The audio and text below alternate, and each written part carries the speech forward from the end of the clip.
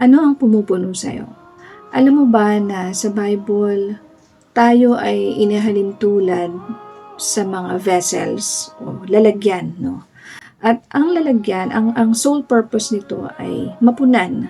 Ngayon, dahil tayo ay mga vessels o lalagyan, may mga bagay-bagay sa mundo na maaaring pumuno sa atin kung hindi natin hahayaan na tayo ay mapunan ng presensya at salita ng Diyos. No? Pwedeng trabaho yan, kayamanan, tao, relasyon, kung ano man yung bagay na nagsisilbing sobrang halaga sa atin na nasusurpass niya yung importance ng Diyos sa buhay natin. Those are what fill us. No? Kung ano yun yung mga pumupuno sa atin. Kung tayo ay napupunan naman ng hate, ng galit, ng inggit, o kung ano man negatibo, yun at yun ang makukonsume natin at yun ang lalabas at magre-resonates from us towards other people. Naniniwala ba kayo doon, no?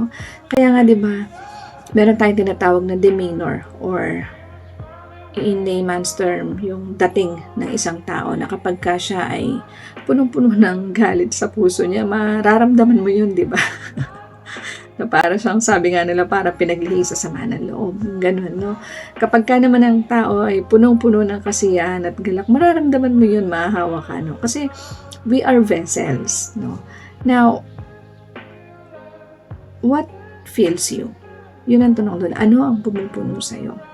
And kung napanood mo man ang video na to, maybe it's time to reassess yourself, yung heart mo, kung ano ang pumupuno sa puso mo. And maybe it's about time na you need to realign what fills you. Na i-realign mo to na nakahanay sa kung ano ba ang gusto ng Lord na mapuno dyan.